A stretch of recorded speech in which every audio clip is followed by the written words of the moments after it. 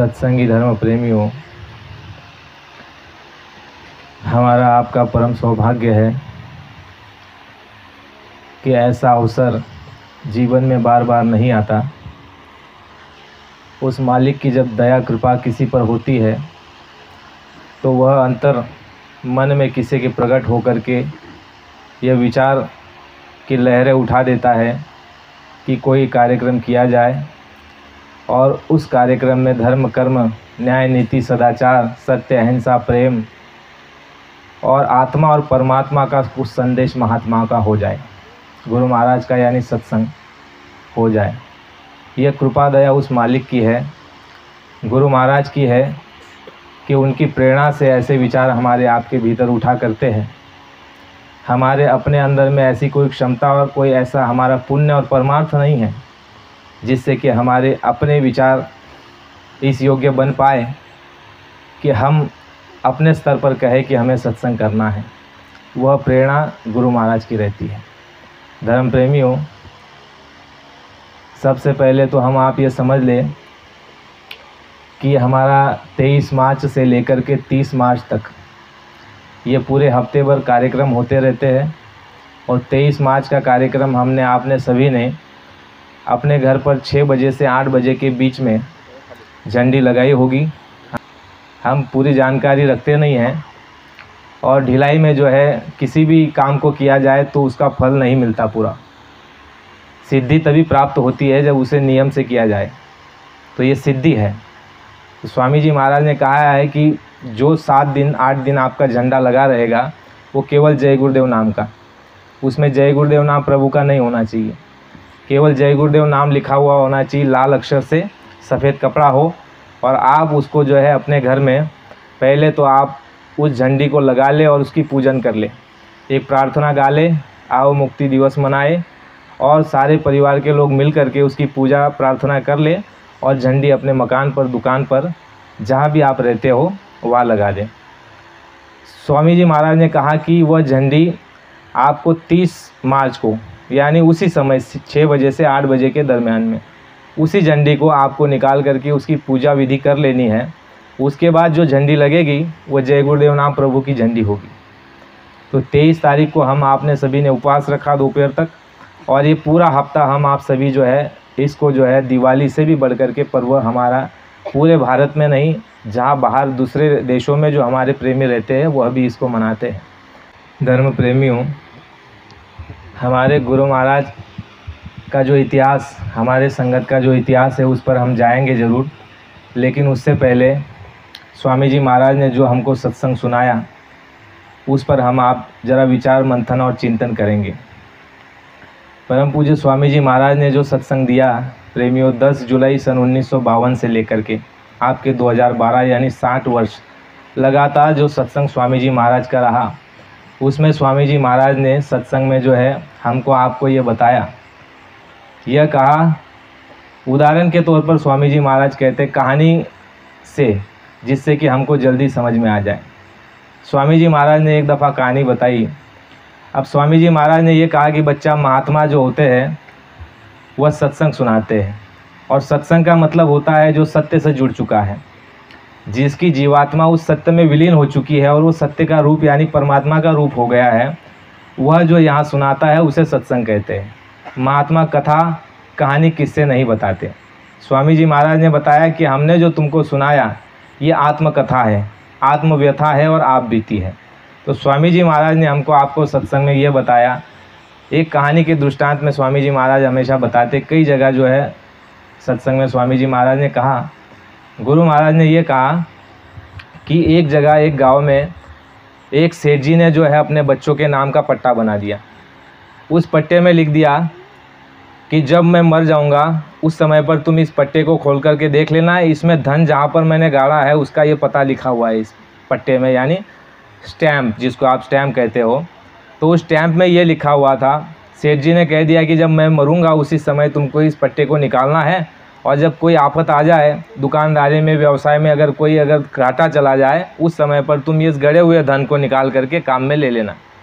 तो स्वामी जी महाराज ने कहा कि सेठ जी जो है कुछ दिन बाद वह अपना जो है समय पूरा करके यहाँ से निकल जाते हैं, रुखसत हो जाते हैं, यानी शरीर उनका छूट जाता है। तो स्वामी जी महाराज ने कहा कि व्यवसाय में जब घाटा होने लग गया तो बच्चों ने आपस में विचार किया, विमर्श किया कि अरे भाई, पिताजी ने तो कहा था कि भाई अगर व्यवसाय में घाटा हो जाए तो तुम्हारे लिए मैं थोड़ी व्यवस्था करके रखी है, धन को गाड़ करके रखा है, और आप उस धन को निकाल करके और अपने जो है उस खराब समय में उसकी तुम मदद में ले लेना।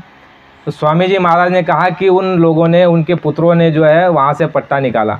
अब पट्टा में ये लिखा हुआ है कि कर विचार बजे चार, नैनन निरख निहार। नैनन यानी इन आँखों से देखो, निहारो और विचार करो। नैनन निरख निहार, देवालय के शिखर पर धन गड़ा है सार। बच्चों ने पट्टे को पढ़ लिया और बच्चों ने ये समझा कि भाई देखो, हमारे पिताजी ने ये जो मंदिर बना के रखा है देवालय, और इसके शिखर पर धन गड़ा हुआ है। सारे बच्चे दौड़े दौड़े गए और फावड़ा कुदाड़ और जो है हथियार लेकर के आए और उस मंदिर को जो है तोड़ना शुरू कर दिया। यानी सबसे पहले उसके गुम्बज को तोड़ा। उनको ऐसे लगा भाई गुम्बज की बात लिखी है कि शिखर पर धन गड़ा है। गुम्बज को तोड़ा तो गुम्बज पर जो है कोई धन नहीं। फिर नीचे जो है तोड़ते तोड़ते आए और नींव तक चले गए, नींव भी खोद डाली, लेकिन उनको कहीं भी धन मिला नहीं। अब बच्चे नाराज, हताश, उदास और आपस में जो है अपने पिताजी को कोस रहे हैं, आपस में चर्चा कर रहे हैं कि हमारे पिताजी ने झूठ बोला है। तो एक महात्मा जी वहाँ से गुजर रहे हैं। तो महात्मा जी ने कहा कि बच्चा क्यों रो रहे हो, क्यों चिल्ला रहे हो, क्या हुआ? तो बच्चे कहते हैं महात्मा जी से, अरे महात्मा जी, हमारे पिताजी ने हमको धोखा दे करके चले गए। कहा क्या हुआ? कहा देखो, हमारे पिताजी ने इस पट्टे में लिखा है कि यह जो धन है ये शिखर पर यानी गुम्बज पे गड़ा हुआ है। कहा कि लाओ जरा दिखाओ। तो महात्मा जी उसको पढ़ते हैं। महात्मा जी पढ़ते हैं कि कर विचार बजे चार, यानी कब विचार करना है तुमको? 4 बजे, दिन में कभी नहीं, 4 बजे सवेरे भंवर में तुमको विचार करना है। कर विचार बजे चार, खड़े हो जाओ, 4 बजे विचार करो। कर विचार बजे चार, नैनन निरख निहार, नैनों से यानी आँखों से देखो, नैनन निरख निहार, निहारो और निरखो। नैनन निरख निहार, देवालय के शिखर पर धन गड़ा है सार। अब बच्चों ने पढ़ा तो मंदिर को तोड़ दिया। अब महात्मा जी ने जब पढ़ा तो महात्मा जी ने कहा कि जैसे तुम्हारा पिताजी ने मंदिर बना करके रखा था वैसे ही मंदिर बना करके तैयार कर दो, मैं तुम्हारे धन को जो है तुमको वैसे के वैसे तुम्हारे हाथ में पकड़ा दूंगा। बच्चों ने कहा अरे महात्मा जी, हमारे धंधा व्यवसाय तो घाटे में चला गया और हम कहाँ से पैसा जुटाएं और मंदिर बनाए। महात्मा जी ने कहा कि कैसे भी करके जुटा लो, मैं तुमको विश्वास दिलाता हूँ कि जिस धन की तुम तलाश में हो, खोज में हो, कि वो धन प्राप्त करके तुम्हारे बुरे समय में, गाढ़े समय में तुम उसकी सहायता मदद से तुम जो है अपने व्यवसाय को ठीक ठाक कर लोगे। मैं वो धन तुमको जो है ला करके दिखा दूंगा और निकाल करके बता दूंगा। तो बच्चों ने किया, ब्याज से पैसा लिया, यहाँ वहाँ से उधार, और वैसे के वैसे नक्शा पड़ा हुआ था घर में, वैसे नक्शे को उतारा और कारीगर को बता दिया कि भाई ऐसे ही जो है मंदिर को बनवा दो। महात्मा जी ने कहा कि मैं तीर्थाटन के लिए जा रहा हूँ और जब मेरा समय पूरा हो जाएगा 2, 4, 6 महीने, मैं जब लौट करके आऊँगा तो तुम्हारा मंदिर मुझको बना मिलना चाहिए, मैं तुमको धन निकाल करके दिखा दूंगा। बच्चों ने जो है बड़ी मेहनत से और कारीगरों को जो है पैसा दे करके मंदिर वैसे के वैसे बनवा दिया। अब मंदिर बन गया। महात्मा जी कुछ दिन बाद वहाँ से गुजर रहे और आए तो बच्चों ने महात्मा जी को रोका, कहा महात्मा जी देखिए मकान, ये जो है आपका मंदिर बन गया। तो महात्मा जी ने कहा कि अभी नहीं, रात को मैं रुकूंगा, सुबह तुमको बताऊंगा। तो सुबह जब भंवर हुई 4 बजे तो महात्मा जी उठे और बच्चों को भी उठाया और कहा कि चलो मेरे साथ। बच्चे उठ करके आए और महात्मा जी ने बच्चों को खड़ा कर दिया कि यहाँ खड़े रहो। अब महात्मा जी देख रहे बराबर मंदिर के घूमच की ओर। अब मंदिर के घूमच की जो छाया है, परछाया है, परछाई वो पड़ रही है जिस जगह पर, उसी जगह महात्मा जी ने एक लकड़ी उठाई और वहाँ पर निशान लगा दिया और बच्चों को कहा कि लाओ वही फावड़ा कुदार और इस जगह पर जो है तुम धन को खोदो। लड़के गए दौड़े दौड़े और हथियार लेकर के आए और वहाँ खोदने लग गए। तो थोड़े ही नीचे गए तो खजाना निकल करके बाहर आ गया।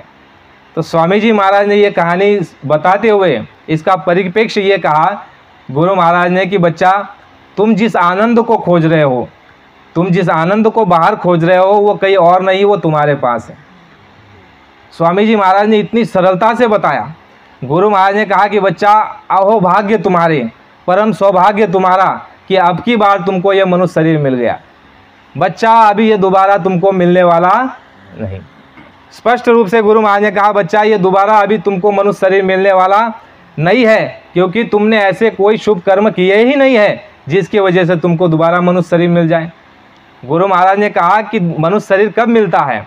गुरु महाराज ने कहा कि जब अनंत जन्मों की पुण्याई आपकी इकट्ठा हो जाती है, पुण्यों का जब उदय होता है, उस समय पर मनुष्य शरीर ये हमको आपको मिलता है, और ये ऐसे नहीं मिलता। गुरु महाराज ने कहा तुम मनुष्य शरीर में आए हो तो सीधे नहीं डाल दिए गए, तुम हर योनि में जाकर के तुमने मार खाई है, दुख झेला है, तकलीफ उठाई है, परेशानी उठाई है, नाना प्रकार के कष्ट तुमने झेले हैं। गुरु महाराज ने हमारी आपकी बात बताई। स्वामी जी महाराज ने ये कहा कि जन्म में आने से पहले तुम कहाँ पर थे? महात्माओं ने कहा गुरु अर्जुन देव जी की वाणी है। गुरु अर्जुन देव जी तुम्हारी हमारी कहानी बताते हैं, किसी और की नहीं है। अगर मान लो मेरा जीवन चरित्र तुमको बता दिया जाए, मेरा इतिहास बता दिया जाए, तो तुमको क्या लाभ होगा? कुछ लाभ होगा? आपको तो अपने मतलब की बात चाहिए, अपने फायदे की बात चाहिए। तो स्वामी जी महाराज, सभी महात्मा, संत, महापुरुष, वह हमारी आपकी लाभ की बात बताते हैं, हमारी आपकी आप बीती बताते, हमारे आपकी अस्तित्व की हमको पहचान कराते हैं। जिस भूल भ्रम में हम हैं कि हम अपने आप को क्या समझते हैं कि मैं ये शरीर हूँ। अगर कोई कहेगा भाई एकनाथ कैसे दिखता है, ये देखो ये फोटो, ये एकनाथ दिखता है, तो हम अपने आप को ये शरीर ही मानते हैं। लेकिन स्वामी जी महाराज ने हमको आपको सत्संग में सुनाया कि बच्चा तुम शरीर नहीं हो, तुम चेतन अविनाशी अविकारी जीवात्मा हो, जिसके लिए धर्मशास्त्रों में भी वर्णन आता है कि ईश्वर अंश जीव अविनाशी, चेतन अमल, सहज सुख राशि। देखो कितनी ऊंची उपमा दी गई है आपको, हमको। गुरु महाराज हमारा आपका अस्तित्व, हमारी आपकी पहचान, हमारी आपकी हैसियत और ताकत बता रहे। गुरु महाराज ये कह रहे हैं कि ईश्वर अंश जीव अविनाशी, यानी है जीव, तुम अविनाशी हो, तुम्हें कोई मार नहीं सकता, काट नहीं सकता, जलाया नहीं जा सकता, गलाया नहीं जा सकता। जिसके लिए आपके महाभारत में भी श्री कृष्ण भगवान अर्जुन को कहते हैं कि है अर्जुन, नैनम छिंदम त्यस्त्राणी नैनम दहति पावक न चैनम क्लेद अंत्यापो न शोषयदि मारुता। हे अर्जुन, तुम कहते हो कि ये तुम्हारे दादा है, ये तुम्हारे गुरु है, ये तुम्हारे चचेरे भाई है, तुम इनको नहीं मार सकते। अर्जुन कहता है कि भगवान कैसे नहीं मार सकता? तो कृष्ण भगवान कहते हैं कि अर्जुन तुम इस शरीर को मार सकते हो, लेकिन इस शरीर के अंदर जो जीवात्मा बैठी है उसको तुम नहीं मार सकते। तो स्वामी जी महाराज ने हमको आपको यह कहा कि तुम चेतन अविनाशी अविकारी हो। अविकारी का मतलब क्या होता है? अविकारी का मतलब होता है कि जिसमें कोई विकार नहीं, जिसमें कोई ऐब नहीं, जिसमें कोई काम, क्रोध, लोभ, मोह, मत्स्य नहीं, अहंकार नहीं, जिसमें ईर्ष्या नहीं, घृणा नहीं, वह जीवात्मा रूप तुम हो। ईश्वर अंश जीव अविनाशी, चेतन अमल, सहज सुख राशि। कहा कि चेतन, चेतन का मतलब होता है जिसको मारा नहीं, काटा नहीं, जलाया नहीं, गलाया नहीं जा सकता, जिसकी कभी मृत्यु नहीं होती, उसको चेतन कहते हैं। और स्वामी जी महाराज ने कहा कि इस संसार में जितना भी तुम इन चर्म चक्षुओं से, चमड़े की आंखों से देख रहे हो, गुरु महाराज ने कहा कि ये सब नश्वर है, ये सब नश्वर है और सब परिवर्तनशील है, और ये मिथ्या है, और यह जो है जगत धोखे का है। जितना भी तुम अपनी आंखों से देख रहे हो, गुरु महाराज ने कहा ये सब परिवर्तनशील और ये नश्वर और ये धोखे का है। तो इसमें असली चीज़ क्या है? चेतन क्या है? जिसका कभी विनाश नहीं होता, वो कौन है? गुरु महाराज ने कहा कि केवल वो दो ही है। एक कौन है? आत्मा जो तुम हो, और एक है परमात्मा। ये केवल दो ही ऐसी शक्ति है जिनका कभी विनाश नहीं होता। तो स्वामी जी महाराज ने कहा कि महात्मा जो सुनाते हैं वो सत्संग, यानी महात्मा सत्य से जुड़ चुके हैं, और वो जो बात बताते हैं वो सत्य बात बताते हैं और सत्य के लिए बताते हैं। सत्य क्या है? आत्मा और परमात्मा। गुरु महाराज ने कहा चेतन अविनाशी अविकारी, और गुरु महाराज ने कहा सहज सुख राशि, यानी जीवात्मा जो है ये सहज सुख की राशि है। आप कहते हो ना कि भाई मेरा नाम ये है तो मेरी राशि कौन सी है? फिर जब ब्राह्मण देवता आपको राशि बता देगा तो फिर आप कहते हो कि मेरे ऊपर शनि का कोप है क्या मैं मांगलिक हूँ क्या, मंगल ग्रह मेरे ऊपर है क्या? तो जैसे हमारे आपके नाम के ऊपर जो कोप है, जो राशि है, वह दुख की है, लेकिन महात्माओं ने कहा कि जीवात्मा की जो राशि है सहज सुख राशि, यह सहज सुख की राशि है। तो स्वामी जी महाराज ने हमको आपको बता दिया कि तुम पहले जीवात्मा हो, चेतन अविनाशी अविकारी हो। तुम्हारा जो है जीवात्मा में किसी प्रकार का विकार नहीं, उसको नष्ट नहीं किया जा सकता, और ये अपने आप में ये आनंद स्वरूप है, अपने आप में ये जो है सुख का स्वरूप है। ये स्वामी जी महाराज ने हमको आपको बताया। दूसरी बात गुरु महाराज ने कहा कि जब तुम जीवात्मा हो, तो ये धर्मशास्त्रों में भी मिल गया महाभारत में, लेकिन महाभारत में ये तो मालूम पड़ गया कि तुम जीवात्मा हो, लेकिन महाभारत और धर्मशास्त्रों में आपको ये कभी नहीं बताया गया, ना ही किसी जगह जिक्र है कि तुम्हारा सच्चा वतन कौन सा है किसी कोई ज्ञानी होगा तो बैठा उनको मालूम होगा। आपके 4 वेदों में नहीं है, 18 शास्त्रों में नहीं है, आपके पुराणों में नहीं है, बाइबल में नहीं है, हदीस में नहीं है, गुरु महाराज ने कहा 6 शास्त्रों में नहीं है। ये वर्णन किसी जगह नहीं है कि गुरु महाराज ने कहा तुम्हारी जो जीवात्मा है ये अनादिकाल से उस सतपुरुष के देश से, सतलोक से, अनंत अनादिकाल से तुमको इस मृत्युलोक में उतारा गया है और तुम तब से लेकर के अब तक 184 में जा रहे हो, आ रहे हो, मार खा रहे हो, नाना प्रकार की योनि में मारे गए, काटे गए, पीसे गए, रुलाए गए, सताए गए, पेड़ में, पंछी में, कीड़े में, मकोड़े में, गाय में, कुत्ते में, बैल में, भैंस में, भूत में, जिन्न में, जिन्नात में, देवी में, देवता। गुरु महाराज ने कहा कि हमारी आपकी जो है, गुरु महाराज ने जो कहानी बता दी पूरी की पूरी खोल करके। स्वामी जी महाराज ने कहा अर्जुन देव जी साहब की वाणी आती है, वह हमारे आपके लिए कहते हैं कि कई जन्म है कीट पतंगा, यानी हम इस मनुष्य शरीर में आने से पहले कई जन्मों तक ये कीट बने, पतंग बने। आप देखते हो ये गर्मी के दिनों में मच्छर काटते हैं, बरसात में जो ये कीड़े उत्पन्न हो जाते हैं, तो ये कीड़े पतंगों में भी जाकर के हम आप आए हुए हैं। इन कीड़े पतंगों में वही जीवात्मा है जो तुम्हारे हमारे अंदर बैठी हुई है, वही जीवात्मा है।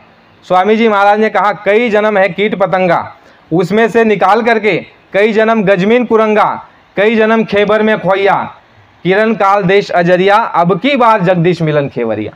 गुरु महाराज ने कहा 4 तरह के जेल खाने बनाए हैं उस ईश्वर ने, 3,14,00,000 भुवन का जो मालिक है, जिसका नाम स्वामी जी महाराज ने पहला नाम दिया, पहली आवाज़ दी और पहला रूप दिया।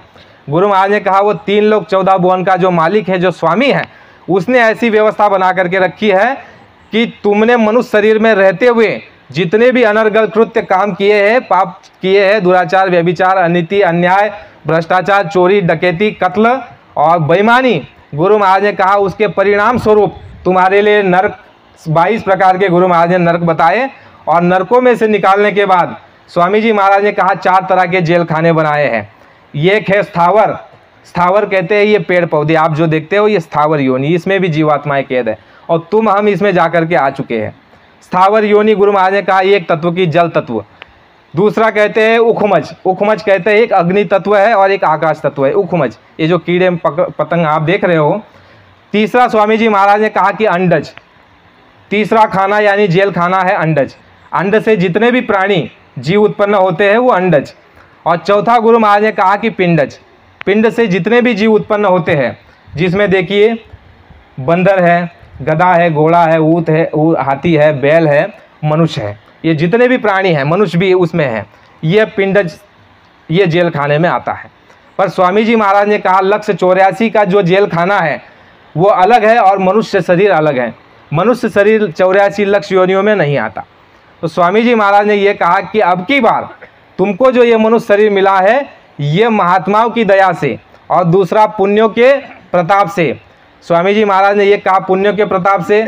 दूसरी जगह सत्संग में ये कहा कि बच्चा जितने भी संत महात्मा इस धरती पर आए 700 वर्षों से, कबीरदास जी से लेकर के अब तक, गुरु महाराज ने कहा सभी महात्माओं ने जीवों पर संस्कार डाले। संस्कार क्या होता है? गुरु महाराज ने कहा कि बच्चा पूरे पहुँचे हुए संत अगर किसी पेड़ के नीचे बैठ करके उसका जो है फल खा ले तो उस पेड़ को जो है अगला जन्म मनुष्य शरीर का। कोई कीड़ा पतंग अगर उनके शरीर को स्पर्श कर जाए तो उसको अगला जन्म मनुष्य शरीर का। स्वामी जी महाराज ने कहा कि अगर महात्मा संत अगर किसी टांगे की सवारी कर ले तो उस घोड़े को अगला जन्म मनुष्य का। स्वामी जी महाराज ने कहा कि इसी तरह से तुमको मनुष्य शरीर मिला। अब एक समय स्वामी जी महाराज ने घटना बताई कि दादा गुरु और गुरु महाराज कहीं जा रहे थे तो दादा गुरु ने जो है स्वामी जी महाराज से कहा कि इस कुएं से पानी निकाल करके लाओ। तो स्वामी जी महाराज ने जो है कुएं से पानी निकाला और दादा गुरु के हाथ में लोटा दे दिया। दादा गुरु ने उसी पानी को उठाया, मुंह में ऐसे डाला और ऐसे कुल्ला किया और उस कुएं में छोड़ दिया पानी। अब स्वामी जी महाराज हाथ छोड़ करके खड़े हो गए और पूछने लग गए कि गुरु महाराज ये आपने क्या किया? तो दादा गुरु महाराज जो है गुरु महाराज को, अपने गुरु महाराज को कहते हैं कि बच्चा मैं तुम्हारे लिए संगत तैयार कर रहा हूँ। क्या तैयार कर रहा हूँ? संगत तैयार कर रहा हूँ।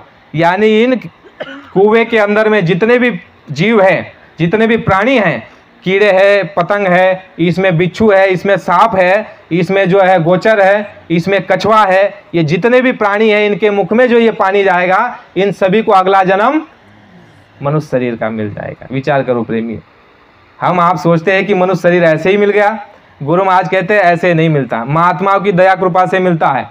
और एक जगह की घटना गुरु महाराज ने बताई कि दादा गुरु के पास एक गाय थी और उस गाय के लिए चारा लेने जब जंगल में जाते तो घंटों घंटों जंगल में ही रहते स्वामी जी दादा गुरु। तो प्रेमियों ने जो है एक दिन स्वामी जी महाराज यानी दादा गुरु से पूछा कि गुरु महाराज आप इतना समय बिताते हैं और चारा जरा से ही लाते हैं, तो बात क्या है? तो प्रेमियों को दादा गुरु ने बताया कि वहाँ जंगल में जा करके दादा गुरु जो है ऐसे नदी में ऐसे पैर डाल करके बैठे रहते घंटों घंटों। तो दादा गुरु ने कहा कि ये मेरे शरीर से जितने भी जीव स्पर्श करेंगे इन सबको मनुष्य शरीर मिल जाएगा। फिर तीसरी बात समझो, गुरु महाराज ने कहा कि जितने भी संत आए पीछे से, कबीरदास जी से लेकर के, अब जैसे कबीरदास जी का जिक्र आता है तो कबीरदास जी ने केवल 14 जीवों को पार किया है, यह उनके अनुराग सागर में मिलता है। कबीरदास जी ने 14 जीवों को केवल पार किया है। और जब उनको जो है गोरखनाथ जी महाराज ने पूछा कि महात्मा जी आपके पास तो इतनी शक्ति है, आप सभी जीवों को पार क्यों नहीं करते? तो कबीरदास जी कहते हैं कि हमारी एक सीमा है, हमारी एक मर्यादा है, हम कुछ जीवों को पार कर देंगे और जो जीवों को नामदान दे देंगे तो इन जीवों को आगे मनुष्य शरीर मिलता रहेगा। तब तक मिलेगा जब तक उनकी सदगति नहीं हो जाती, यानी जब तक उनका आत्म कल्याण आत्म उद्धार वो अमर लोग जब तक नहीं पहुंच जाते तब तक इनको मनुष्य शरीर मिलता रहेगा और महात्मा मिलते रहेंगे। तो स्वामी जी महाराज ने एक दफ़ा जो है बैठक थी, ऐसी गोष्ठी चल रही थी प्रेमियों की और गुरु महाराज की। तो स्वामी जी महाराज ने प्रेमियों को जब मौज में आए तो स्वामी जी महाराज ने प्रेमियों को कहा, अरे बच्चों इस बंदे को तुम जानते हो, इस आदमी को? प्रेमी कहने लगे, नहीं गुरु महाराज नहीं जानते। गुरु महाराज ने कहा, बच्चा ये जो देख रहे हो दद्दू नाम है, आज भी वो जीवित है, ये जो है कबीरदास जी का जीव है। अब विचार करो, कबीरदास जी को गए कितने वर्ष हो चुके हैं? 600 से 700 वर्ष हो चुके हैं और वो आज भी संगत में पड़ा हुआ है कबीरदास जी का जीव। यानी स्वामी जी महाराज ये बता रहे हैं कि जब तक तुम साधन भजन नहीं करोगे, गुरु से प्रीत नहीं करोगे, जब तक तुम गुरु के आदेश पर नहीं चलोगे तब तक तुमको जन्म मिलता रहेगा। और स्वामी जी महाराज ने यहाँ आगे आकर के कह दिया कि बच्चा 4 जन्म नहीं 7 जन्म नहीं, मैं चारों जन्म की अवस्था तुम्हारी एक ही जन्म में पूर्ण करना चाहता हूँ। क्योंकि उसके पीछे का लॉजिक गुरु महाराज ने बताया। गुरु महाराज ने यह कहा कि बच्चा जन्मत मरत दुसही दुख होई। गुरु महाराज ने कहा, अरे बच्चा जन्मते समय और मरते समय इतना दुख और तकलीफ और पीड़ा होती है, जिसके लिए सहजो भाई ने कहा है कि सहजो मौत के वक्त पीड़ा उठे घनघोर और 1000 बिच्छू एक क्षण में डंक मारते, इतनी पीड़ा आपको एक क्षण में होती है। विचार करो, जन्मत मरत दुसही दुख होई। गुरु महाराज ने कहा बच्चा जन्मने और मरने में बड़ा दुख होता है, बड़ी तकलीफ होती है। स्वामी जी महाराज ने वह भी बताया सत्संग के भीतर में कि बच्चा जब समय आदमी का पूरा हो जाता है, श्वासों की पूंजी, उस समय पर जो है वहाँ से वारंट कट जाता है कि जाकर के इस आदमी को लेकर के आओ। गुरु महाराज ने कहा जैसे ही वो वहाँ से आवाज़ देंगे, सामने दूर से आ जाएंगे और आवाज़ दे देंगे कि है फैलाना, तुम्हारा समय पूरा हो चुका है, चलो मकान को खाली करो। गुरु महाराज ने कहा यमदूतों के जूती में तीक्ष्ण धार धार काटे हैं। गुरु महाराज जब नामदान देते तो ये कहते, अरे बच्चा ये ले लो नामदान, ये ले लो नामदान ले लोगे तो मनुष्य शरीर के अधिकारी हो जाओगे, और नहीं अगर लोगे तो जम की जूती की पड़ेगी मार। गुरु महाराज ने कहा जम की जूती में तीक्ष्ण कांटे हैं, और वो जब पड़ते हैं तो गुरु महाराज ने कहा बड़े बड़े राजा बादशाह शहंशाह थर थर थर थर कांपते हैं। गुरु महाराज ने कहा जैसे ही यमदूत लेने के लिए आएंगे, दूर से आवाज़ लगा देंगे कि है फलाना, तुम्हारा समय हो चुका है, मकान खाली करो। गुरु महाराज ने कहा जैसे ही वो जीव जो जाने वाला होगा यमदूतों को देखेगा, उसका सीधा खून का पानी हो जाएगा। गुरु महाराज ने कहा उनकी शक्ल इतनी भयानक है, उनको देख करके इस जीव का जो है खून का पानी हो जाता है, बुद्धि पलट जाती है, आंखें पलट जाते हैं। गुरु महाराज ने कहा सोचना बंद, देखना बंद, बोलना बंद, केवल हरकत करता है, इशारा करता है। और हम आपको लगता है कि भाई बिटिया को बुला रहा है, नाती को देखना चाहता है, लेकिन महात्मा कहते हैं कि जैसे ही यम को वो देखता है उसकी जो है सारी क्रियाएं बंद हो जाती है, खून का पानी हो जाता है, देखना सोचना और समझना सारा का सारा बंद हो जाता है। गुरु महाराज ने कहा जैसे ही आते हैं और जीव को ले जाना चाहते हैं, जीव जाता नहीं है। गुरु महाराज ने कहा यम के जूतियों में कांटे होते हैं और तीक्ष्ण धार धार हथियार उनके पास होते हैं, और ऐसी मार पड़ती है। गुरु महाराज ने कहा कि वो ये नहीं देखते कि तुम करोड़पति हो, तुम साहूकार हो, तुम जमींदार हो, तुम जो है बड़ी ऊंची जाति के हो, तुम अहदेदार हो, तुम आमदार हो, खासदार हो, बड़े वकील हो, वो कुछ नहीं देखते। तुम धनवान हो, ज्ञानवान हो, रूपवान हो, कुछ नहीं। तुम ज्ञानवान हो, ज्ञान भी वह काम नहीं आता। गुरु महाराज ने कहा वह ज्ञान भी काम नहीं आता, और जब यमदूत आते हैं लेने के लिए तो ऐसी मार लगाते हैं आप जाना नहीं चाहोगे।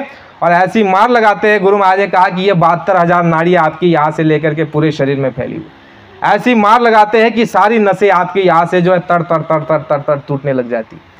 गुरु महाराज ने कहा कि ऐसी अवस्था, ऐसी हालत में वो जीव को खींच करके ले जाते हैं। प्रेमियों, आसान बात नहीं है। गुरु महाराज ने कहा जो आपको ध्यान की क्रियाएं कराई जा रही है, गुरु महाराज ने कहा ये जीते जी मरने का रास्ता है, जीवत मृतक हो ही रहे तजो खलक की आस। महात्माओं ने कहा कि मरने से पहले मर जाओ, वो आवे और वो कहे कि भाई तुम्हारा समय पूरा हो गया, चलो निकलो यहाँ से। स्वामी जी महाराज ने कहा कि महात्माओं से रास्ता जरिया ले लो, महात्माओं से दिशा ले लो, रास्ता ले लो, साधन भजन करके जीते जी मर जाओ, जीते जी मर सकते हो। गुरु महाराज ने कहा जीते जी मर जाओ। आपने देखा होगा हमारे ईश्वर लाल जी शास्त्री हुए, ईश्वर लाल जी शास्त्री को बहुत से प्रेमी जानते हैं। उन्होंने जाने से पहले बता दिया था कि हमारा समय इतने बजे इतने दिन को हमारा समय पूरा हो जाएगा और जो है हम गुरु महाराज के साथ चले जाएंगे। अब विचार करो, गुरु महाराज ने कहा जो साधक प्रेमी होते हैं, जिनकी साधना बनती है, महात्मा उनको 7 दिन पहले आकर के बता देते कि बच्चा, ये अपने प्रेमियों की बातें हैं बहुत सारी। गुरु महाराज ने सत्संग में कहा कि जब सत्संगी साधक जो साधना में जाता आता है, उसको गुरु महाराज पहले बता देते हैं कि बच्चा 7 दिन बचे हैं, इतना ही समय तुम्हारे पास है, इसमें जो तुम्हारा बीच में कई रुकावट है, बीच में कोई स्थान छूट गया है, इसको तुम पूरा कर लो, पूरा कर लो और अब की बार यहाँ से निकल चलो, दोबारा तुमको मनुष्य शरीर में भेजने की मौज नहीं है। तो ऐसी अवस्था में देखो क्या होता है मालूम है आपको, ऐसी अवस्था में आपके ऊपर पीड़ा भी आ सकती है। यानी जो कर्म को आपको अगले जन्म में भोगना है, उसको स्वामी जी महाराज जो है दया करके बर्दाश्त की ताकत भी देते हैं और दया करके इसी जन्म में भुगताते हैं। हमारे प्रेमी बैठे होंगे, इनको आप पूछना, शास्त्री जी बड़े बीमार रहते थे, आखिरी समय में बीमारी की अवस्था में रहते थे और ऐसी अवस्था में रहते थे कि सांसारी आदमी अगर देखेगा तो वो शंका में आ जाएगा।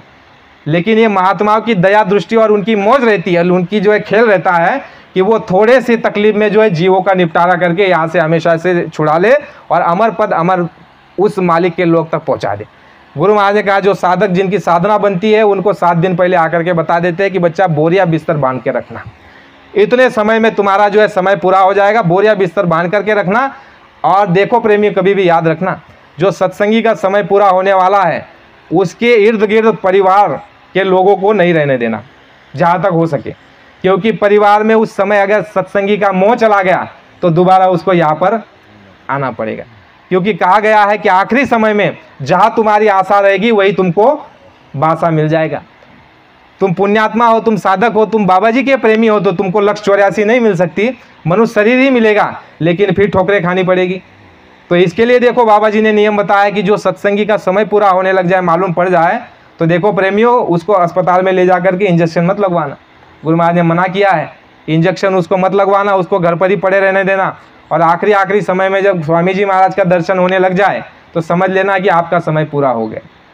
साधक जो रहेगा, साधना जिसकी बनेगी, उसको 7 दिन पहले आकर के बता देंगे बच्चा तुम्हारा समय पूरा होने वाला है, कम समय में तुम अपनी जो रुकावट है, जो बचा हुआ है, उसको पूरा कर लो और थोड़ी बर्दाश्त कर लेना, आखिरी समय में थोड़ी पीड़ा होगी।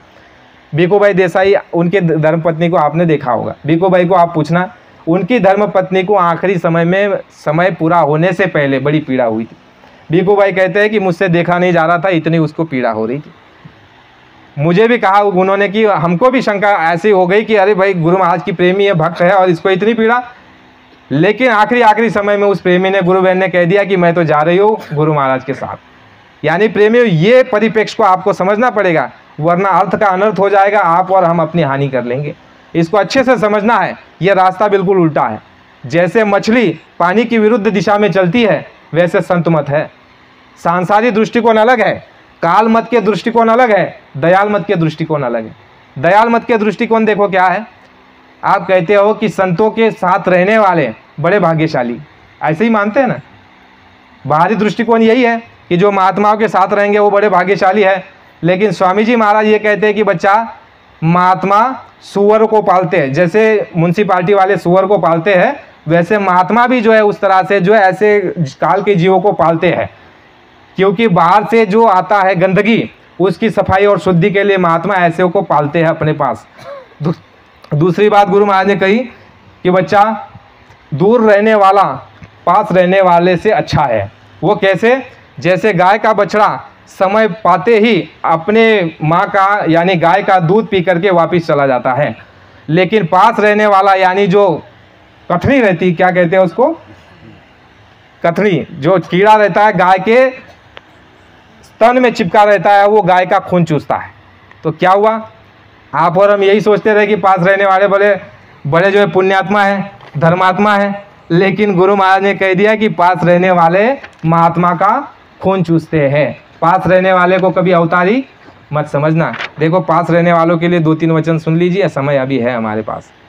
जो शिष्य कहलाते हैं, जिनको गुरु दरबार में मान मिलता है और हमेशा पास रहते हैं, उन्हीं के ऊपर भूत सवार होता है। भाई साहब, भूत सवार होता है कि नहीं? आप अनुभव भी कर रहे हो और नहीं हो रहा होगा तो आप नुकसान करके अनुभव करोगे।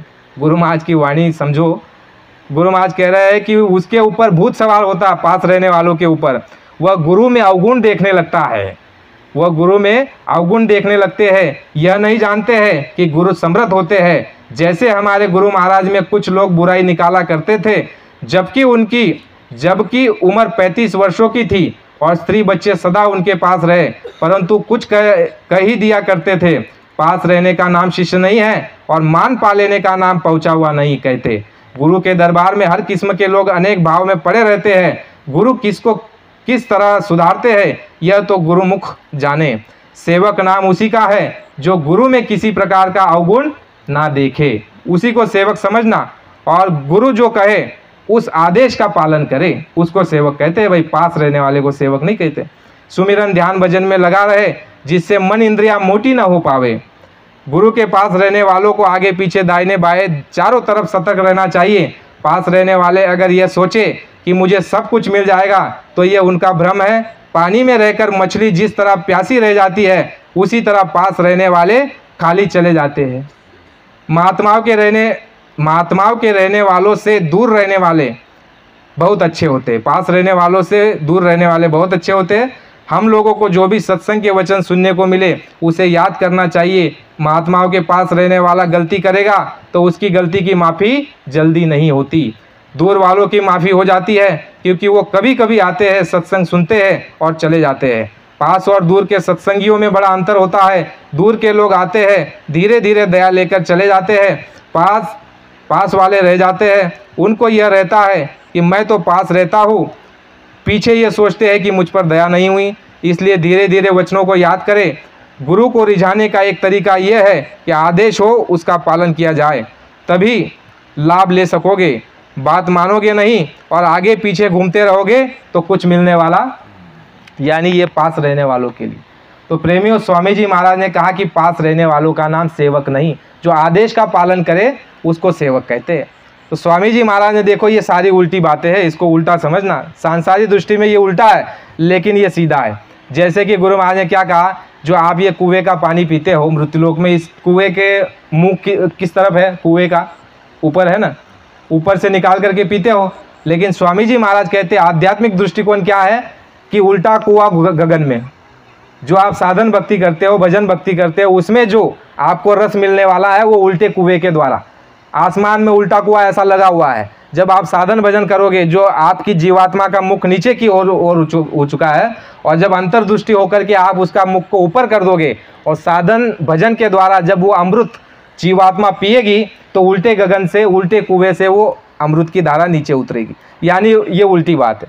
तो स्वामी जी महाराज ने कहा कि जो साधन भजन नहीं करेगा उसको आखिरी समय में दर्शन होगा। आखिरी समय में उसको आखिरी समय में दर्शन होगा और उसको पीड़ा ना हो, इसके लिए महात्मा क्या करते हैं? शब्द को खोल देते हैं। जो शब्द आपको भजन के समय गुरु महाराज ने बताया है, वो शब्द आखिरी समय में खोल देते हैं। अगर वो ना खोले तो गुरु महाराज ने कहा बड़ी पीड़ा और बड़ी तकलीफ होती है। देखो प्रेमियों, आखिरी समय में बड़ी तकलीफ और पीड़ा होती है अगर साधन भजन नहीं किया जाए। लेकिन आप और हम जो साधन भजन करते हैं, ध्यान भजन सुमिरन की क्रिया, इसमें क्या होता है? जीते जी मरने की क्रिया हम अपनाते हैं। अब देखो, जैसे ये हमारी जीवात्मा गुरु महाराज ने कहा दोनों आंखों के मध्य भाग में ये बैठी, और इसका प्रकाश जो है अंतकरण पर पड़ता है, और अंतकरण की 4 शक्तियाँ, और उसके द्वारा ये आपका पूरा जो है प्राण जो है शरीर में फैलता है नाखून तक, और एड़ी से आपका ये चोटी से लेकर के नाखून तक प्राण फैले हुए हैं। अब देखो मृत्यु के समय क्या होता है? गुरु महाराज ने कहा कि प्राण 10 प्रकार के होते हैं, 5 नीचे के, 5 ऊपर के। पान, अपान, समान, व्यान, उदान, ये प्राण आपके नीचे के। जब यम आते हैं तो उस प्राण को खींचते हैं तो बड़ी पीड़ा होती है, और देखो हम साधन भजन में जब बैठते हैं तो हमारे प्राण जो है अपने आप साधन भजन के द्वारा सिमटाव होने लग जाता है। देखो आपने अनुभव किया होगा, जब हम साधन भजन पर बैठते हैं तो नाखून से लेकर के पहले घुटने तक सुन्नता मालूम पड़ती है, सुन्न हो जाता है शरीर घुटने तक। तो उस समय पर यह समझ लेना कि आपकी साधना की अवस्था बन रही है। घुटने तक आएगा पहले, प्राण पूरा फैला हुआ जो शरीर से यहाँ तक आएगा, फिर यहाँ से कमर तक आएगा। आपको ऐसा मालूम पड़ेगा कि कमर के नीचे कोई शरीर आपका है ही नहीं, यानी वो प्राण आपका सिमटाव हो रहा है, यानी आप मृत्यु जीते जी मरने की क्रिया की और आप बढ़ रहे हो। फिर कमर तक आने के बाद गुरु महाराज ने कहा कि वो कंठ चक्र तक आपका प्राण आएगा, और कंठ चक्र पे आने के बाद वो थोड़े समय के अभ्यास से आपका जो है यहाँ पर दोनों आंखों के मध्य भाग में जब प्राण इकट्ठा हो जाएगा, जीवात्मा की शक्ति और प्राण जब इकट्ठा हो जाएगा, तो गुरु महाराज ने कहा कि तुमको जो है दोनों आंखों के मध्य भाग में जो बीच में खिड़की लगी है, वो खिड़की जो है उसमें आपको जो है एक छेद नजर आएगा, जो गुरु महाराज ने ध्यान की अवस्था में बताया है। जो शुरू में हमने सुना, गुरु महाराज ने जो कहानी बताई कि कर विचार बजे चार, नैनन निरख निहार, देवालय के शिखर पर धन गड़ा है सार। स्वामी जी महाराज ने कहा कि ये मनुष्य शरीर, ये मनुष्य मंदिर, इसको मनुष्य मंदिर का, कोई और मंदिर नहीं।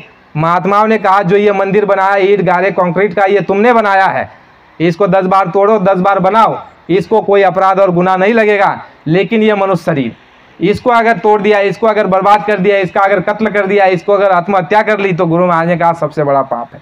ये मनुष्य मंदिर, गुरु महाराज ने कहा ये मनुष्य मंदिर का ये शिखर है, ये शिखर है, और इस शिखर पर, इस गुम्बज पर गुरु महाराज ने कहा सारा का सारा तुम्हारा धन गड़ा हुआ है। कर विचार बजे चार, नैनन निरख निहार, देवालय के शिखर पर धन गड़ा है सा।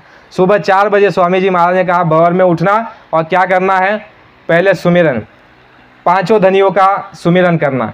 उसके बाद स्वामी जी महाराज ने कहा कि जब आप ये साधना करोगे, गुरु महाराज ने कहा कि जो सारा खजाना तुम्हारे अंदर पड़ा हुआ है, उस मालिक ने जो है किसी में कोई देने में कोई कसर और कटौती नहीं की है। गुरु महाराज ने कहा कि वो तो इतना दयालु है, उसने सब कुछ तुमको दे रखा है, लेकिन ये है कि केवल तुमको उसकी जानकारी नहीं है। जानकारी भर हो जाए, कोई साथ देने वाला मिल जाए, कोई मददगार मिल जाए, कोई चलाने वाला मिल जाए, तो गुरु महाराज ने कहा तुम्हें जो है अंतर में ही सब कुछ मिल जाएगा। गुरु महाराज ने जैसे कहा कि बच्चा जब तुम सुमिरन करोगे, देखो सुमिरन से क्या होता है, हम जो सुख को बाहर ढूंढ रहे हैं, महात्मा क्या कहते हैं वो बाहर नहीं है।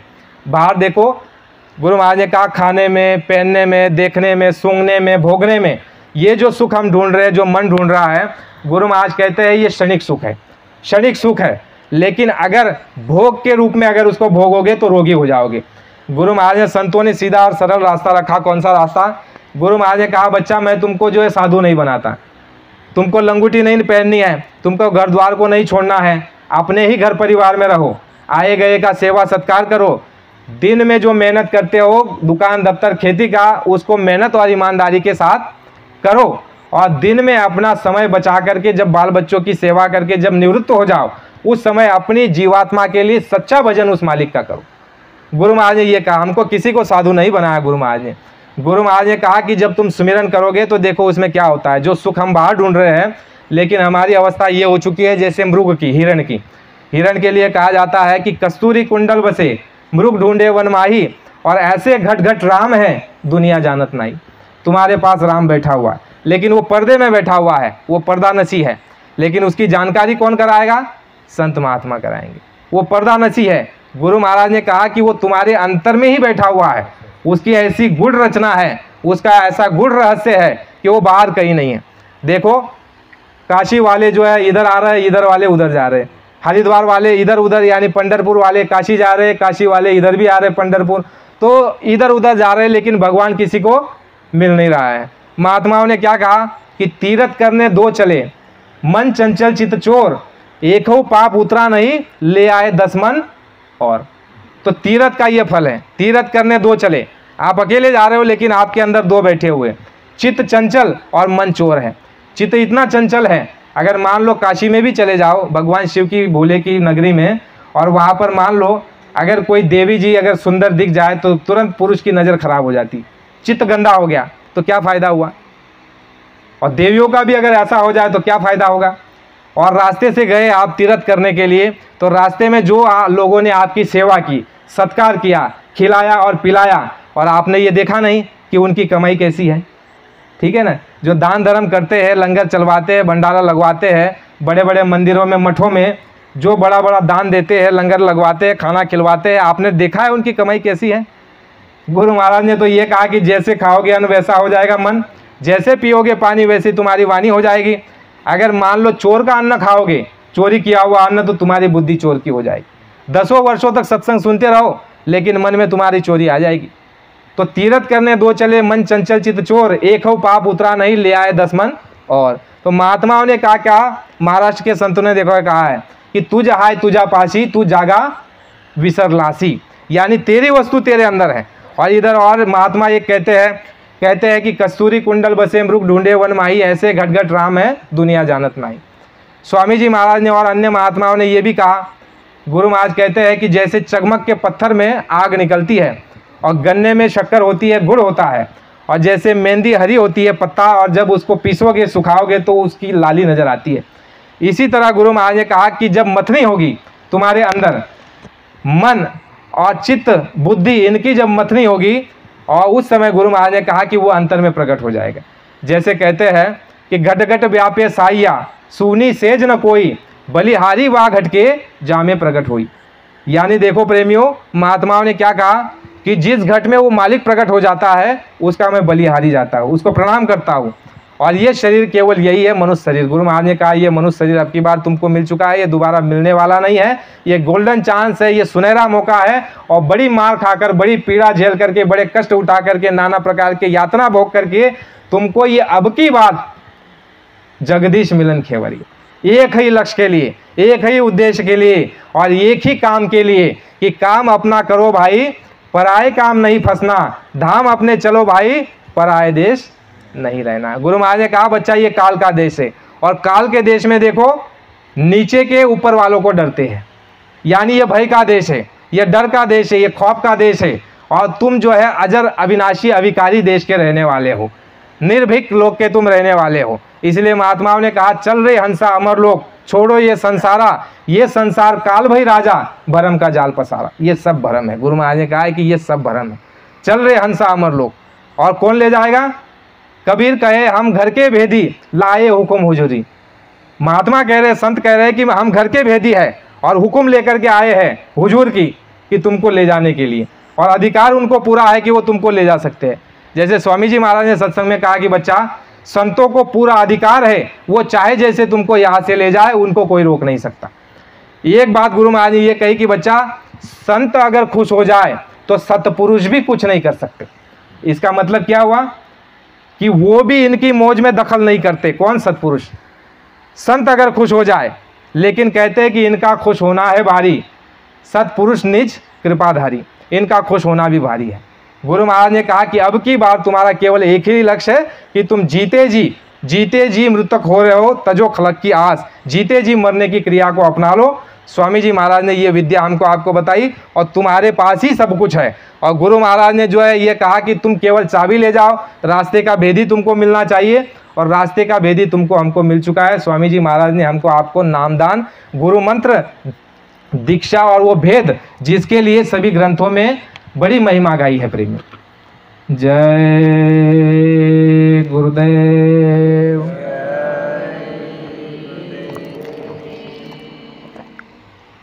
पहली महिमा तो ये गाई है कि यह मनुष्य शरीर अनमोल है, मिले ना बारंबार। यह मनुष्य शरीर की कीमत है, यह दोबारा मिलने वाला नहीं। ये पहली महिमा आपकी। दूसरी बात गुरु महाराज ने कहा कि मिलना कठिन है संतों का, सौभाग्य से यदि पाते कहीं तो सत्संगति नहीं मिलती, और जिन्हें सत्संगति मिल जाती है अधिकार उनका क्या कहूँ, वो शहंशाह के तुल्य है। आपको मनुष्य शरीर मिला, संत मिले। और कैसे संत? गुरु महाराज ने कहा कि आपको मनुष्य शरीर मिला और संत भी मिला, और ऐसे संत जिनके बारे में जो है शास्त्रों में इतना कुछ लिखा हुआ है कि जितना खोजोगे उतना कम है। आपके यहाँ के देवायत पंडित साहब कहते हैं, आपके गुजरात के देवायत पंडित हुए ना, देवायत पंडित जी कहते हैं कि उत्तर दिशा थी साहिबो आवसे, साबरमती ना तटे तंबू तान से, कलयुगी उथापी सतयुग स्थाप से। ये इनके लिए बताया गया, जो स्वामी जी महाराज ने 25 दिसंबर सन 1977 से लेकर 5 जनवरी सन 1978 आपके ही गुजरात में अहमदाबाद शहर के साबरमती किनारे के तट पर सतयुग आगमन साकेत द्वितीय जो यज्ञ किया है, आप बड़े भाग्यशाली हो। गुरु महाराज ने कहा कि गुजरात की जनता बड़ी भाग्यशाली है, ये आने वाले समय में आपको मालूम पड़ेगा। आपकी भूमि पर गुजरात में गुरु महाराज ने मौज फरमाई दूसरे सतयुग आगमन साकेत यज्ञ का। प्रेमियों, आप कितने बड़े सौभाग्यशाली। और एक जगह रैदास जी कहते हैं स्वामी जी महाराज के लिए कि यह बीते कल्प कछु प्रगटे माधवराव, ऊंच नीच विसराय के सबको देह मिलाए, करे संगठन बने ब्रह्मचारी, उन समान नहीं कोई हितकारी, गुरु नाम से सब जग जाने, उनको परम पूजाती माने। ये दूसरी बात। तीसरी बात सुनो, कबीरदास जी लिखते हैं अपनी वाणी में, उस समय की बात तब से लिख करके रखा हुआ है।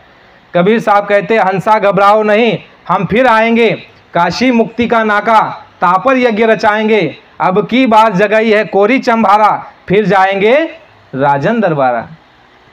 वो कह रहे हैं कि हंसा घबराओ नहीं, हम फिर आएंगे और काशी मुक्ति का नाका तापर यज्ञ रचाएंगे। स्वामी जी महाराज ने तीसरा यज्ञ जो रचाया वो काशी में रचाएगा।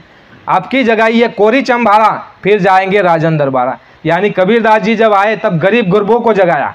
और देखो बाबा जी ने इस बार जब आए कबीरदास जी, गुरु महाराज ने कहा ना कि बच्चा मैं कबीर बनकर, रैदास बनकर, नानक बनकर, पलटू बनकर मैं तुम्हें जो है जगाने के लिए आया, लेकिन तब तुम भी नहीं माने और आज भी मैं तुमको चेता रहा हूँ, जगा रहा हूँ। समय समय पर हमने भेजा कबीर, नानक, पलटू को, रैदास, मीरा, दादू को, बहुत समझाए नहीं माने तो आना पड़ा हमको।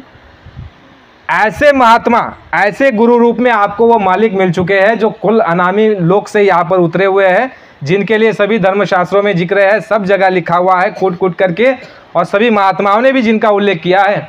कृपाल सिंह जी महाराज दिल्ली के जो संत हो चुके हैं, सावन सिंह जी महाराज के शिष्य, वह भी गुरु महाराज के लिए कहते हैं कि वो विलक्षण महात्मा है। वो ऐसे विलक्षण महात्मा है कि वो पलक मारते ही सृष्टि को इधर से उधर कर सकते हैं, और आने वाले समय में उनके द्वारा देश और दुनिया में बड़े बड़े चमत्कार होंगे, और वही युग पुरुष है। ऐसे गुरु रूप में आपको महात्मा मिल गए, ये आपका कितना बड़ा सौभाग्य। तीसरा आपका ये सौभाग्य कि आपको संगत मिल गई। भाई चलो, आपको मांडवी के संगत के प्रेमी मिल गए, चलो आपको रामकुआ के संगत के प्रेमी मिल गए, तो सत्संग मिल रहा है, चर्चा हो रही है, गुरु महाराज की संतमत की कुछ बातें हो रही है, तो आपका कितना बड़ा सौभाग्य है। ये आपका सौभाग्य। और आखिरी एक बड़ा सौभाग्य आप समझ लीजिए, आपका ऐसा इतना बड़ा श्रेष्ठ सौभाग्य है कि जिसके लिए स्वामी जी महाराज ने कहा कि बच्चा, सतयुग लाने का जो बीड़ा है, सतयुग लाने का जो सेहरा है, वो तुम्हारे सर पर मैं बांधने वाला हूँ। किसके सर पर? तुम्हारे सर पर। तुम्हें ये नौजवानों रुख बदलना है जमाने का, तुम्हारे सिर पर सेहरा है नए इतिहास को लाने का। स्वामी जी महाराज ने ये कहा कि तुम परम सौभाग्यशाली हो। अब इसका आप विचार करो, इतनी सारी चीज़ें जिसकी महिमा है, वो सब कुछ आपको हमको मिला, मनुष्य शरीर मिला, और ऐसे समय पर मिला। गुरु महाराज ने कहा कि अगर तुमको सतयुग त्रेता द्वापर में मिल गया होता तो कोई बात नहीं थी, लेकिन ऐसे समय में तुमको जन्म मिल गया जिसके लिए कहा गया है, गोस्वामी जी महाराज रामचरितमानस में लिखते हैं कि कलयुग सम कोई युग आन नहीं, जो नर करे ही विश्वासा। यानी कलयुग जैसा सुंदर सुगम वक्त इन चारों युगों में कभी नहीं आया। तीनों युगों में, आपके सतयुग त्रेता द्वापर में ऐसा समय नहीं था जो कलयुग में है। गुरु महाराज ने कहा कि कम मेहनत और ज़्यादा मजूरी। और ऐसे समय में जब स्वामी जी महाराज सामने हमारे आपके मौजूद हैं, तो स्वामी जी महाराज ने जो हमको आपको देने में कोई कोर कसर कमी नहीं छोड़ी। मनुष्य शरीर उनकी दया कृपा से, महात्माओं की दया कृपा से मिल गया। फिर आप कहोगे कि भाई ऐसे ही हवा में तीर लगा रहे हो, तो आप उदाहरण समझिए, आपको घटनाएं बताता हूँ, उससे आप समझ जाओगे। घटना समझिए, क्या समझिए, जब इमरजेंसी के पहले जो है देश के अंदर में धड़ल्ले से नसबंदी और गर्भपात किया जा रहा था सरकार द्वारा, उस समय पर स्वामी जी महाराज ने उनको क्या कहा कि बच्चों के आने का रास्ता मत रोको। बच्चे के आने का रास्ता अगर तुम ऐसे रोकोगी तो तुम नहीं जानती मैं आसमान से बच्चे को गिरा दूंगा। तो इसका मतलब आप समझे, गुरु महाराज ने कहा अरे बच्चा, जो संस्कार महात्माओं ने डाल करके रखे हैं जीवों पर, वो सभी जीवों को मनुष्य शरीर दिया जा रहा है, और मैं इस समय मौजूद हूँ। गुरु महाराज ने कहा कि मैंने इतनी बड़ी नाव लगाई है, इतनी बड़ी जय गुरुदेव की जहाज लगाई है कि संसार के सारे जीव भी अगर उसमें बैठ जाए तो भी एक कोना खाली रहेगा। तो स्वामी जी महाराज ने कहा कि अगर तुम गर्भपात और नसबंदी करोगे, और इस रास्ते को अगर आने वाले प्रकृति जो रास्ता है, ईश्वर ने, कुदरत ने जो दे रखा है बच्चों का आने का, उस रास्ते से अगर तुम रोकोगे, तो बाबा ने कहा मैं आसमान से भी बच्चे को गिरा दूंगा। लेकिन देश की आबादी अब रुक नहीं सकती। देखो प्रेमियों, वही हुआ। कई प्रकार की योजनाएं चलाई गई, कई प्रकार के प्रशासनिक नियम और प्रस्ताव पास कराए गए नसबंदियों के। लेकिन है प्रेमियों, विचार करो, गुरु महाराज 1986 में कहते बच्चा, देश की आबादी 200 करोड़। कितनी? 84 करोड़ नहीं है। बाबा जी ने कहा बच्चा देश की आबादी 2 अरब की, 200 करोड़ की, अगर कोई 84 करोड़ का है तो झूठ बात है। फिर पत्रकारों ने एक जगह पूछा कि बाबा जी आप ऐसे कैसे कह सकते हो कि इतनी आबादी। बाबा जी ने कहा कि बच्चा जो चुनाव में हमने कैंडिडेट खड़े किए, दूरदर्शी स्थापना की 24 मार्च सन 1980 को स्वामी जी महाराज ने अहमदाबाद में, आपके ही गुजरात, आप बड़े सौभाग्यशाली हो, आपके ही गुजरात में दूरदर्शी का निर्माण स्वामी जी महाराज ने किया अहमदाबाद में। तो उसके बाद पत्रकार के सम्मेलन में पत्रकारों ने प्रश्न किया कि बाबा जी आप तो महात्मा आध्यात्मिक गुरु, आपको राजनीति में कैसे आने की इच्छा हुई, कैसे सूझी। बाबा जी ने कहा कि बच्चा समय समय पर हम अपने बच्चों का आदेश देते हैं कि जाकर के राजनीति में देखो कि कहाँ चूक और भूल हो रही है, उसको समझने के लिए इस काम को हमने किया। तो बाबा जी आपने क्या भूल और क्या कमी निकाली, पत्रकार पूछ रहे। तो स्वामी जी महाराज ये कहते, अरे बच्चा हमने इसमें से एक बात, कई बातों को समझा। बाबा जी ने कहा कि देखो बच्चा, जो चुनाव हुआ उस चुनाव में 42.5 करोड़ लोगों की वोटिंग हुई। विचार करो, 42.5 करोड़ लोगों की वोटिंग हुई, आंकड़े के साथ बोल रहे। फिर कह रहे हैं कि जैसे 60 के ऊपर जो हो जाएगा उसकी जो है वोटिंग नहीं, जो 18 से नीचे होगा उसकी वोटिंग नहीं, यानी बीच के ही कुछ प्रतिशत लोगों ने वोटिंग दी, उसमें से भी 100% वोटिंग कभी नहीं होती। ठीक है। और एक घर में देखो, पुराने समय में, आज के समय में आपके घर में 2 ही बच्चे 3 ही बच्चे होते हैं, हमारे काका को पूछो। हाँ, इनके समय में यानी मेरे पिताजी के समय में एक घर में 7-7 8-8 बच्चे हुआ करते थे, होते थे। हम भी 3 भाई थे, माफ़ करना 3 भाई और 3 बहनें हमारे घर में भी, और हमारे पिताजी 5 भाई और 2 बहनें, यानी इतनी आबादी उस समय हुआ करती थी। तो स्वामी जी महाराज ने जोड़ लिया कि 42.5 करोड़ लोगों ने वोटिंग दी और तुम इसके अंदर में 75% मिला दो और ये 25% हो गई देश की आबादी 200 करोड़ की। फिर बाबा जी को पत्रकार ने पूछा, फिर जो है ये दूसरी बात आपने क्या कमी निकाली। बाबा जी ने कहा कि कमी ये पता चली कि जो वोटिंग की धांधली हुई है। कहा कैसे धांधली हुई है, कहा 42.5 करोड़ लोगों की वोटिंग पड़ी। अब इतना समय दिया जाता है वोटिंग के लिए और एक आदमी को कम से कम 10 से 12 मिनट जो है वोट देने में लगता है। वो पर्ची दिखाएगा, उसके अंगूठे पर निशान डाला जाएगा, उसका जो है नाम जांचा जाएगा, रजिस्टर में देखा जाएगा।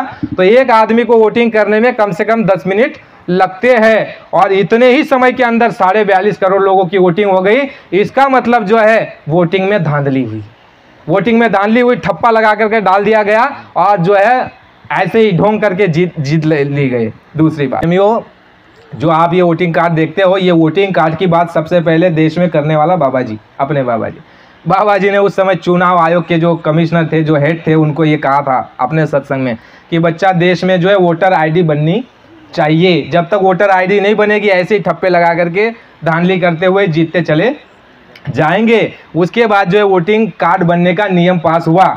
फिर स्वामी जी महाराज ने प्रेमियों को कहा था कि बच्चा जो वोटिंग कार्ड बनेगा वो तुम बनवा लेना, क्योंकि वोटिंग कार्ड बना लोगे तो सरकारी कामकाज में तुम्हारी जो है वो तुमको वो बनाना नहीं पड़ेगा, स्टैम्प जो वो बनाना पड़ता है वकील के पास जा कर के, वो बनाना नहीं पड़ेगा और उसका 10 रुपया दे देना।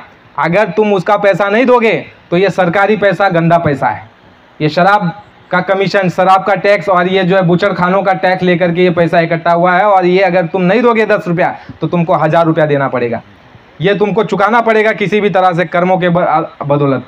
तो स्वामी जी महाराज ने वोटर आईडी की बात कही थी तो वोटिंग आईडी उसके बाद बनी और प्रेमियों ने जो उसका पैसा भी दिया। तो कहने का मतलब यह है कि स्वामी जी महाराज ने उस समय कहा कि देश की आबादी इतनी, तुम अगर कितने भी साधन लगाओगे तो देश की जनता जो है जनगणना में धोखा करोगी तो भी देश की आबादी जो है कम होने वाली नहीं है। 1986 में 200 करोड़ की आबादी, अब आप विचार करो कितनी आबादी हो चुकी होगी। तो स्वामी जी महाराज ने ये सत्संग में बात बताई कि बच्चा जो महात्माओं के संस्कार डाले हुए जीव है वो सभी मनुष्य शरीर में आ रहे हैं। तो दया किसकी है मनुष्य शरीर दिलाने के पीछे? गुरु महाराज की।